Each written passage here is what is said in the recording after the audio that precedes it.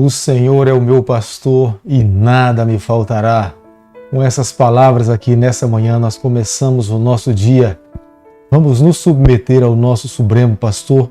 Vamos permitir que Ele conduza a nossa vida. Sendo pastoreado por Ele, tenha certeza, estaremos protegidos, amparados. Ele vai nos conduzir pelas águas tranquilas, vai nos levar para os melhores passos e a nossa vida estará completamente protegida e amparada ao lado do Senhor. Que Deus te conceda um dia de muitas bênçãos, que nós nesse dia possamos cumprir todos os propósitos do Senhor. Quero deixar com você nessa manhã uma parte da palavra de Deus, o livro de Salmo capítulo 98, o verso 5, onde a palavra de Deus diz o seguinte: cantai com harpa louvores ao Senhor, com harpa e voz de canto. Salmo 98, o verso 5. A cada manhã, a cada dia é dia de nós cantarmos um novo cântico ao Senhor. A nossa vida, eu já tenho falado aqui nesse canal, ela precisa ser um louvor diário a Deus. As nossas ações, as nossas palavras, os nossos pensamentos, a nossa vida num todo precisa ser um canto para Deus, para aqueles que estão nos ouvindo. Quero pedir a Deus nessa manhã que visite o teu lar, que visite a tua família, aonde você estiver nesse momento, ou na sua casa, ou dentro do Uber, ou dentro do metrô, ou dentro do ônibus, ou em algum outro lugar, ouvindo e vendo esse vídeo, que a mão do Eterno esteja sobre a sua vida. A cada manhã, nesse canal, é uma alegria para nós podermos estudarmos um capítulo da Palavra do Senhor. Tenho alegria de poder abrir a Palavra de Deus e permitirmos que ela nos conduza, que através das páginas da Bíblia nós possamos entender a vontade do Senhor, que ao estudarmos a palavra dele nós possamos compreender que é Deus falando conosco, moldando, conduzindo e abençoando a nossa vida também. Por isso que nessa manhã convido você a ter nas mãos a palavra de Deus no livro de 1 Samuel, capítulo 5, o verso 1 e o verso 2. Os filisteus tomaram a arca de Deus e a levaram de Ebenezer a Asdod.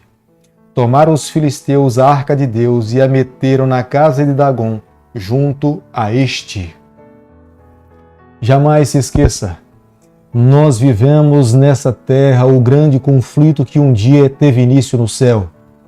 Miguel e os seus anjos pelejaram contra a serpente, e essa guerra se estendeu pelos séculos e nós hoje estamos vivendo as consequências desse grande conflito. Deus é o grande vencedor, é o Deus de Abraão, é o Deus de Isaac. O nosso adversário é a antiga serpente Satanás, Lúcifer. Mas nós sabemos, o nosso Deus já conquistou na cruz do Calvário a vitória. Nós estamos aguardando apenas o final do desfecho do grande conflito para que nós possamos ser tirados dessa terra e sermos levados para a nossa casa junto ao nosso Pai e vivermos seguros para todos sempre. Os filisteus, como nós já falamos aqui, eram povos do mar, como foram encontrados em papiros de Ramiro III, mas o principal deus dos filisteus era o deus Dagom. Eles acreditavam que esse deus era o responsável para lhes conceder a chuva, lhes conceder a saúde e muitas outras bênçãos, até as suas fartas colheitas era resultado da bênção do deus Dagom. Os filisteus, eles eram politeístas. Eles não tinham apenas o deus Dagom como seu deus, embora ele fosse o principal, mas eles tinham muitos outros deuses. E eles acreditavam que levando para o seu templo a Arca da Aliança, eles teriam mais um Deus, e era um Deus poderoso, o Deus dos hebreus, para os proteger, para os amparar. Da mesma forma como eles tinham ouvido no passado que Deus tirou o seu povo do cativeiro do Egito, eles acreditavam que agora, nesse momento também, o Deus da arca iria lhes abençoar. Mas não demorou muito para que eles pudessem entender que esse Deus da arca era um Deus diferente, era um Deus que tinha um poder imensurável. Aqueles que estavam próximo da arca começaram a ficar doentes, começaram a adquirir um tipo de tumores que eles não tinham como trazer a cura para esse tipo de enfermidade. Deus não só permitiu que os filisteus derrotassem os hebreus, os israelitas, mas que ele também perseguisse os soldados israelitas e fosse destruído a cidade de Siló. Todo o templo foi destruído. As evidências arqueológicas comprovam que nessa época, de fato, os filisteus conseguiram destruir toda a cidade de Siló. Asdod era uma cidade dos filisteus que estava localizado no litoral. era uma das 5 principais cidades dos filisteus. Eles colocaram a Arca da Aliança dentro do templo de Dagon. Eles criam que Dagon era o pai de Baal. O seu principal deus era o Dagon. Embora nós sabemos que a Arca da Aliança não era o ídolo, mas os filisteus trataram a Arca da Aliança como sendo um ídolo a mais para eles. Foi em uma das manhãs que os sacerdotes filisteus se levantaram para entrar no templo para oferecer os seus sacrifícios diante de Dagon. Quando chegaram ali, perceberam que Dagon estava com o rosto caído no chão, com as suas mãos cortadas diante da Arca da Aliança. Tenha certeza numa coisa, o Deus que nós servimos é um Deus evangelista. Embora nós sabemos que os filisteus foram um dos maiores inimigos do povo de Deus, mas mesmo assim Deus queria salvá-los. Com essa mensagem, eles deveriam entender que eles estavam diante de um Deus sobremodo grande, onisciente, onipotente, que eles não teriam condições de vencê-lo.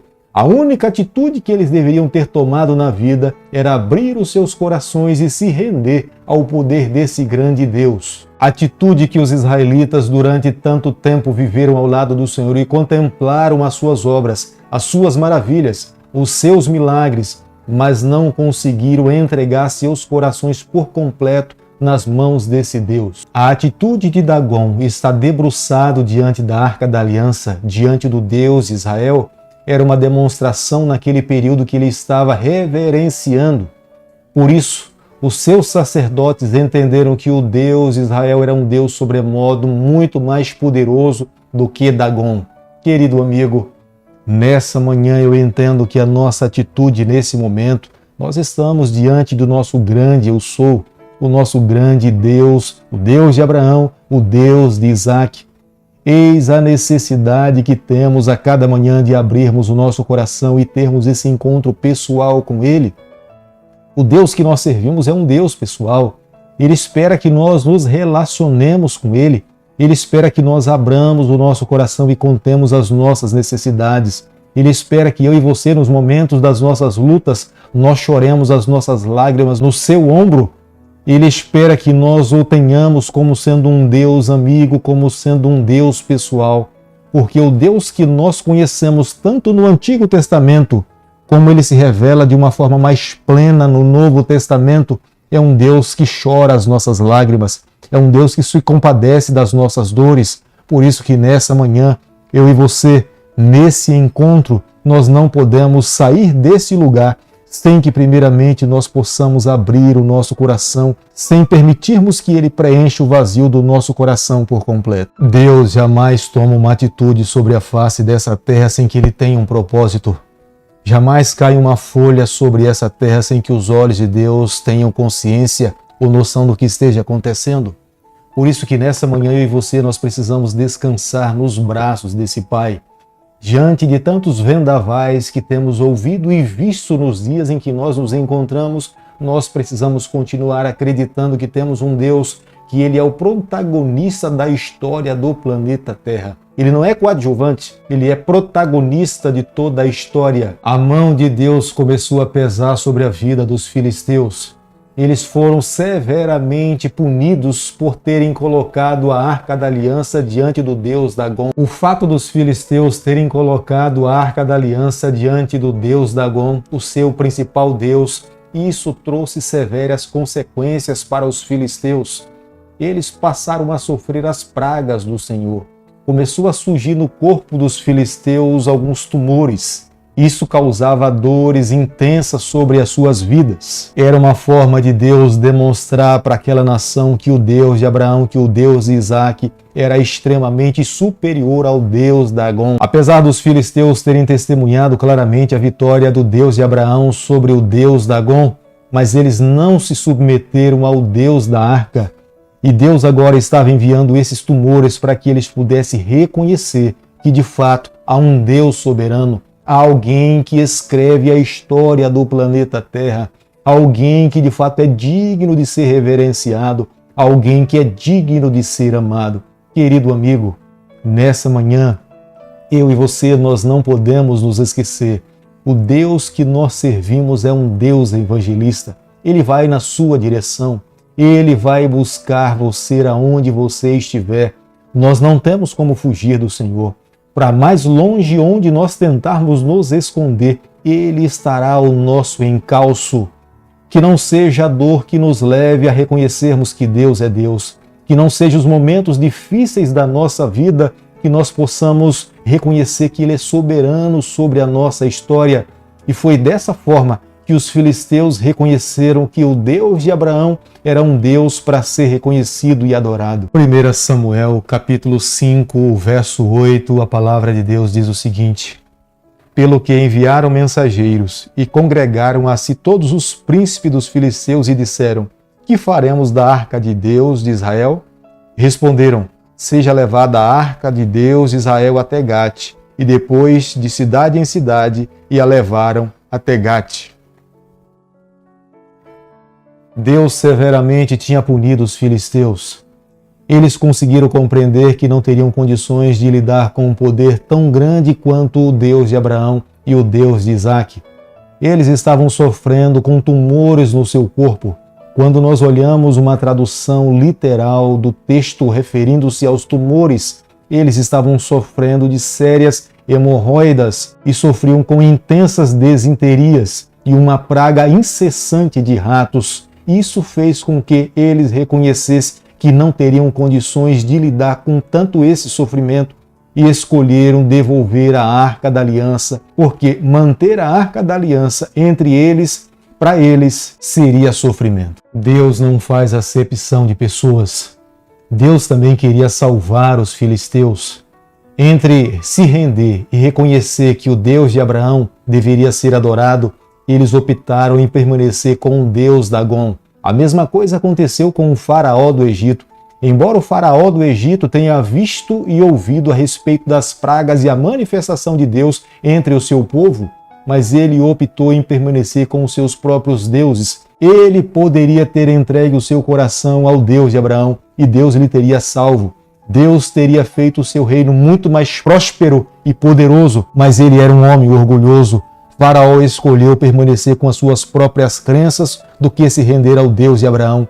E não foi diferente com os príncipes filisteus. Eles optaram em permanecer com as suas próprias crenças, com os seus próprios deuses, do que se render que o Deus de Abraão era um Deus digno de ser adorado. Amigo, nós não podemos nos esquecer que nos dias de hoje também nós temos um Deus que escreve a nossa história. Ele é soberano, Ele quer nos salvar. E diante das lutas que nós vivemos nesse mundo, entenda que a mão do Eterno está nos conduzindo para um desfecho final. E diante das lutas que nós vivemos no planeta Terra, não se esqueça, a mão do Eterno está regendo todas as nações para um desfecho final. Um dia será Ele mesmo que irá dizer: não mais morte, não mais dor, não mais sofrimento, não mais pecado, e Ele irá levar os seus filhos para viver com Ele por toda a eternidade. E há quantas pessoas que estão sob a face dessa terra que não conseguem reconhecer que o Deus de Abraão é o único digno de ser adorado. Muitas vezes preferem permanecer com os seus deuses particulares, com a sua adoração particular, mas não se rendem à grandeza desse grande Deus. Por isso que o meu convite nessa manhã é que nós a cada dia possamos nos colocar nas mãos do grande Eu Sou e permitir que Ele conduza a nossa trajetória por completo. Querido amigo, nessa manhã, ao concluirmos o capítulo 5 do livro de 1 Samuel, jamais nós devemos nos esquecer, nós servimos um Deus sobremodo grande. Nós não temos como mensurar a grandeza desse Deus. E quando eu falo de grande, não estou me referindo a tamanho, mas eu me refiro a poder. Ele tem um poder sobremodo onipotente, onisciente, mas é um Deus que nos ama. É um Deus que escolheu vir aqui a essa terra e demonstrar o seu amor por mim e por você na cruz do Calvário. Mas a morte não teve poder para detê-lo. Ele ressuscitou. Ele está vivo. Hoje Ele intercede por cada um de nós.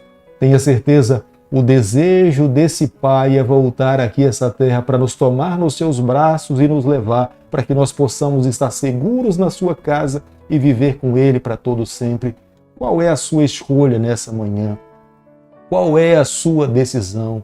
Se você me fala nessa manhã que você já entregou seu coração nas mãos de Deus, eu te faço o segundo convite. Coloque mais uma vez, reafirme essa entrega a cada dia Jamais permita que as lutas e as batalhas dessa vida possam lhe desviar desse propósito de andar ao lado do Senhor e viver para Ele, exclusivamente para Ele.